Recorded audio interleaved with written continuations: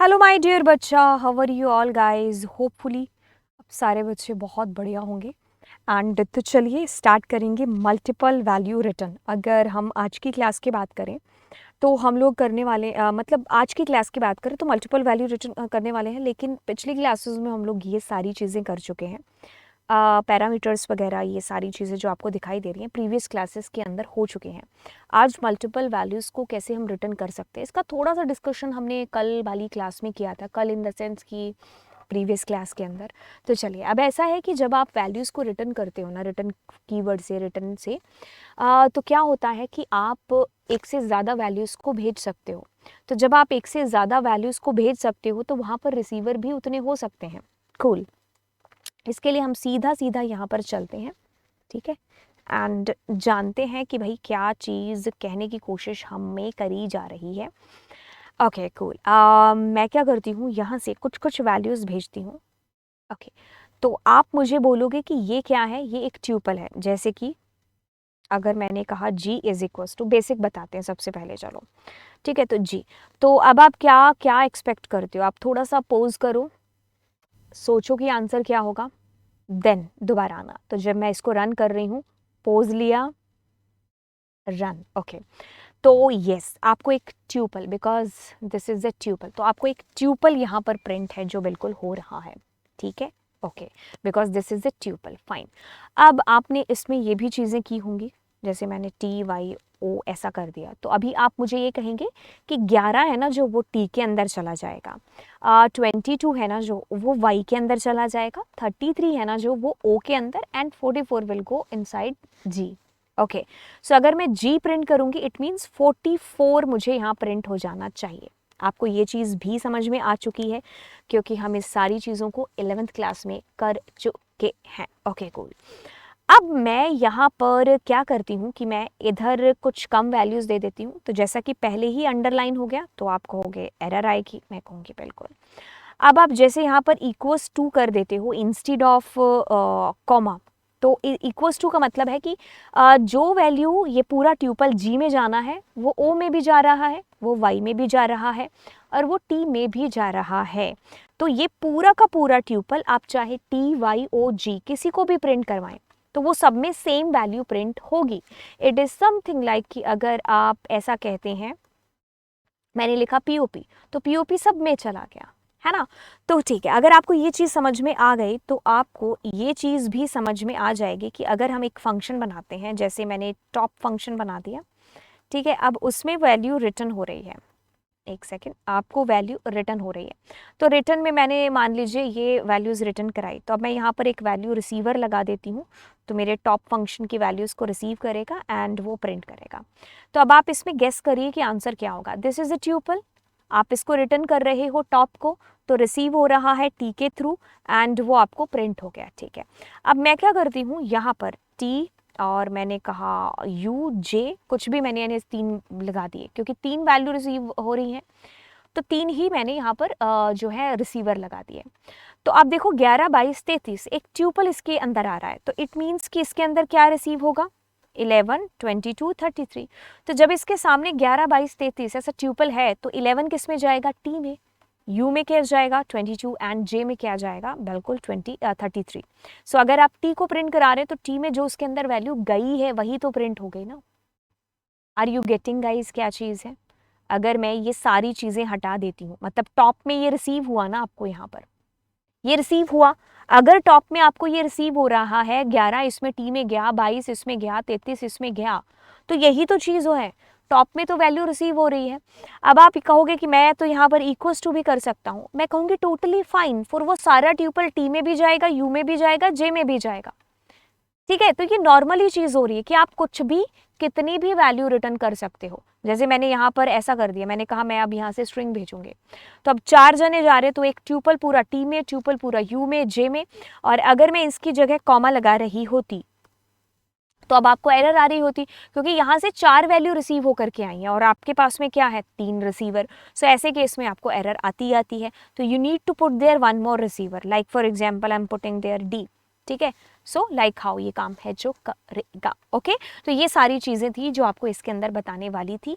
Right, इसमें मैंने सारे एग्जाम्पल्स आपके डाल रखे हैं, तो इसमें जल्दी जल्दी से आपको बता दूं कि जैसे मैं क्या कर रही हूँ, फंक्शन को कॉल कर रही हूँ। अब इसमें क्या होगा 10, इसमें क्या होगा 20, इसमें क्या होगा 30। तो ये एक ट्यूपल है, मीन्स टू से दैट 10, 20, 30 का एक ट्यूपल है जो कि इसने रिसीव कर लिया। अब यही सेम टू सेम इसमें जा रहा है, तो आप ये तीनों में यही ट्यूपल गया, तो आप तीनों में से किसी को भी प्रिंट कराएंगे तो आपके पास में वो तीनों ट्यूपल हमारे प्रिंट होंगे। तो ये जो लाइन प्रिंट हो रही है ये वाली हो रही है ABC। सो तीनों एक ही लाइन में प्रिंट हो रहे हैं, और ये जो तीनों चारों प्रिंट हो रहे हैं ये ऐसे प्रिंट हो रहे हैं। ठीक है, फिर आपने उस फंक्शन को कॉल किया, फिर उसने रिसीव किया। ठीक है, तो यानी कि कहने का मतलब है कि आपको चीज़ें समझ में आ गई। आप इसको प्रैक्टिकली करके देखो, इक्वल्स टू करोगे तो बिल्कुल क्या होगा, जो एज इट इज रिसीव हुई है वैल्यूज़ वो एज इट इज C में जा रही हैं, B में जा रही हैं और A में जा रही हैं। ठीक है, इसका मैंने आई थिंक छोटू से भी लिए होंगे, नहीं ठीक है, हाँ ये वाले छोटे छोटे एग्जाम्पल भी। तो जैसे मैं अगर T को कॉल कर रही हूँ तो यहाँ पर A है और B है, ये ट्यूपल है, तो इसमें रिसीव हुआ और प्रिंट कर दिया। ठीक है, अब यहाँ पर क्या है 10 है और 20 है, ये ट्यूपल है, तो ये दोनों रिसीव हुआ, 10 गया इसमें 20 गया इसमें, तो ये अलग अलग प्रिंट हो रहे हैं। अब ये इक्वल्स टू लगा है, तो जो वैल्यू A में जाएगी वही डबल A में जाएगी, वही C में जाएगी। राइट, तो ट्यूपल रिसीव हो रहा है सबके थ्रू, कॉमा डालोगे तो इंडिविजुअली सबके अंदर वैल्यू जाएगी। ठीक है, रिकैप कर लेते हैं थोड़ा सा। अगर पहली चीज़ की बात करें, पहला पॉइंट यहाँ पर, तो मैंने क्या किया, सम 10 यहाँ पर भेजा, तो यानी कि मेरा जो है 10 की पावर लग गया एक तरीके से, है ना, पावर लग गया मेरे पास 10, मतलब 3 बार मल्टीप्लाई हो गया, है ना। तो 3 बार मल्टीप्लाई हो गया तो 3 0 आ गए, तो आपके पास आंसर रिटर्न हो गया। ओके, अगला पॉइंट यहाँ पर कहता है कि यदि आपने इसको कॉल किया और प्रिंट हुआ, इट मीन्स 10। व्हाट अबाउट ये वाला प्रिंट, तो इस वाले प्रिंट में नन प्रिंट होगा। राइट, ओके, यदि आप यहाँ पर 10 को यहाँ भेजते हो, 10 यहाँ पर है, रिसीव हुआ और 10 ही प्रिंट हो गया, कोई दिक्कत वाली बात नहीं। 4 नंबर पॉइंट कहता है कि यदि आप इसको कॉल कर रहे हो तो ये एक ट्यूपल है जो कि इसके थ्रू रिसीव होगा और इसमें ट्रांसफर होगा और यही प्रिंट हो जाएगा। ठीक है, ओके, मैं सारी चीज़ें रिकॉल करा रही हूँ आपको। यहाँ से कॉल किया, ये एक ट्यूपल है, तो पूरा का पूरा ट्यूपल अब एज इट इज़ इसमें आएगा। यानी कि अगर मैं कहूँ कि मेरे पास में 1, 2, 3, 4, तो ये एक इसमें गया, 2 इसमें गया, ये इसमें गया, ये इसमें गया, तो अब आप चारों को इंडिविजुअली प्रिंट करा रहे हो। Don't expect comma here, right, because comma is just for separation. ठीक है, तो अगर हमने कॉमा लिखा, इट मीन्स कि जैसे मैं राम श्याम लिखती हूँ ना, तो श्याम मतलब ये कॉमा इन दोनों के नाम को सेपरेट कर रहा है। लेट सपोज कि अगर कॉमा नहीं देते तो वो राम श्याम एक ही चीज़ नहीं बन जाती। सो इन द सेम केस हमें उनको वेरिएबल्स को क्या करना है, जो है सेपरेट करना, that's why we are putting comma there. Okay, अब यहाँ पर 1 × 4, मतलब यहाँ पर बताने का सिर्फ इतना सा मतलब है कि आप कुछ भी वैल्यूज़ को भेज सकते हो। तो 4 आएगा, कॉमा 2, तो ये आपका ट्यूपल हो गया। आपने इसको दिया तो सेम ट्यूपल इन सब में ट्रांसफ़र हो गया। ठीक है, तो आपका वो प्रिंट हुआ जो आपने करना था। 7 नंबर पॉइंट कहता है कि आप यहाँ से कॉल करके, एक सेकेंड रुके, आप यहाँ से कॉल करके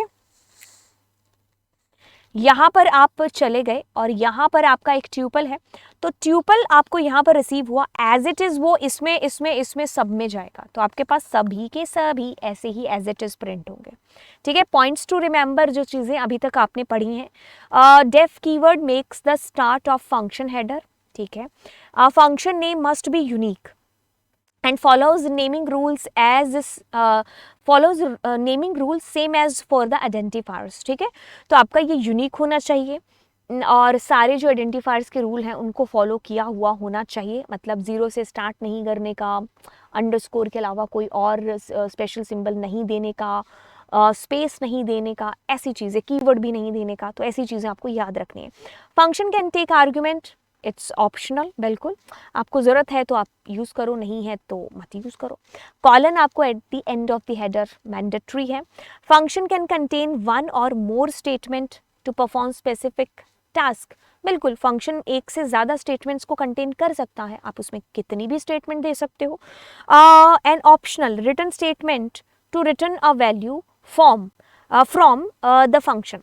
रिटन ऑप्शनल है, अगर आपको ज़रूरत है आंसर की वापस लेने की तो आप इसका यूज़ करिए, तो आपको आंसर वापस मिल जाएगा। फंक्शन मस्ट बी इन्वॉक्ड या फिर call to execute its code. मैंने कहा ना फंक्शन इज अकड़ू, तो फंक्शन को आपको कॉल करना पड़ेगा अगर आपको उससे कोई आंसर चाहिए। ठीक है, तो ये सारी चीज़ें आपने मेरे साथ में अभी देखी। ऑड इवन का प्रोग्राम भी मैंने आपको करा दिया।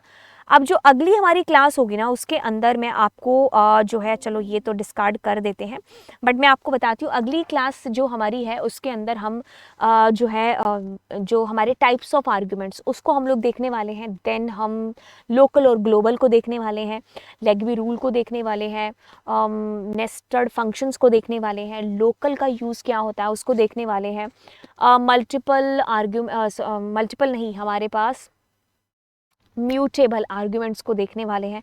तो ये सारी चीज़ें हमारी होने वाली हैं आने वाली क्लासेस के अंदर। एंड तो चलिए फिर अगली क्लास के अंदर जंप करते हैं। और ये सीरीज़ आपको कैसी लग रही है ये आप नीचे कमेंट सेक्शन के अंदर मुझे ज़रूर बताएंगे। और चैनल बिल्कुल सब्सक्राइब है जो हो जाना चाहिए। तो चलिए फिर बाय बाय एंड बिल्कुल गॉड ब्लेस यू।